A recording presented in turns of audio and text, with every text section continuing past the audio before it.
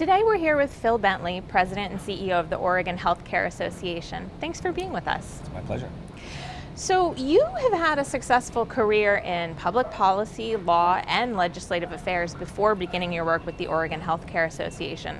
How did that transition work with the long-term and post-acute care industry? Well, it was an interesting one. At the time, prior to working for the Oregon Healthcare Association, I was the Chief of Staff for the Senate President in Oregon.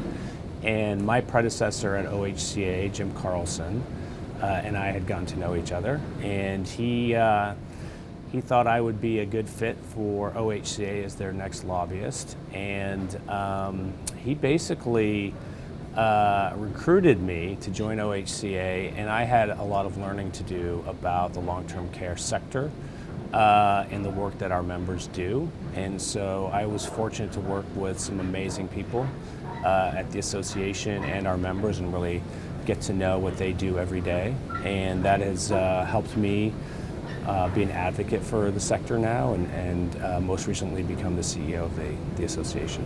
What a journey. What are you hearing and seeing in Oregon as some of the biggest issues facing your members? And then how does that compare to what you're seeing on a national level?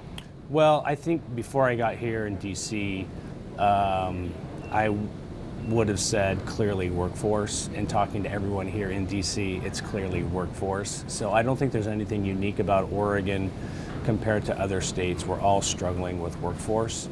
I think some of the dynamics might be a little different in some states, but we have experienced a tremendous amount of loss of workers, and our members are really struggling to keep pace with the rising cost of labor, and we've had an overabundance or reliance on temporary staffing agencies, and that is just not a sustainable. It's not sustainable for quality care, and it's not sustainable financially.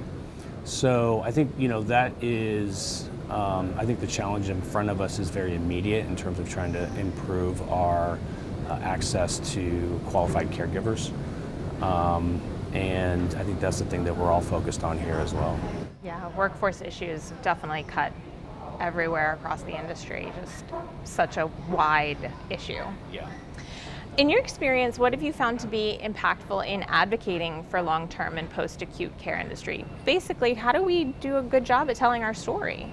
Well, I think one of the small silver linings from the pandemic is that it put long-term care, I think, at the forefront of a lot of people's minds in the way that it hadn't before, for better or worse. A lot of those things were because of being hit so hard early on and some of the really tragic outcomes that we've had. And I do think that some people now have kind of lost that memory. It's been a couple of years, and the vaccines and all of the efforts that providers have taken have really changed that picture. But I think what we really need to do is remind people about how essential long-term care is to the healthcare continuum. One of the challenges we have in our healthcare system now is that hospitals are having a hard time discharging their patients to nursing facilities because of our workforce shortage. So it doesn't just impact residents in long-term care, it impacts our entire healthcare system.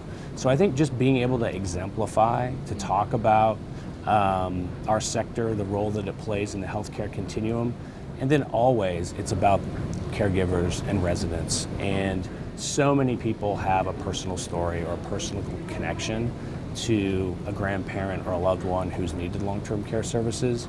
And just being able to humanize our sector, I think, is always first and foremost, one of the ways that I try to talk about it. And then finally, I just think people need to know that our members do a tremendous amount and they do an amazing job, but the compensation, the reimbursement that our members receive isn't anywhere near what other aspects of the healthcare continuum receive. And so sometimes I'll use an example of, one of my members for 24 hours worth of care might get the same reimbursement as a doctor gets for a 15-minute consult. That's the reimbursement, And when you put it in context, people go, oh, yeah, maybe we should be investing more in long-term care. And so, those are the conversations we're having back in Oregon with the legislature, and some of the conversations we'll be having with members of Congress here today. Yes, it's really two sides of that coin, the big picture of how everything fits together, but also those personal stories to really stick with people. Right. Well, thanks for being here today. We appreciate it. It's my pleasure. Thank you.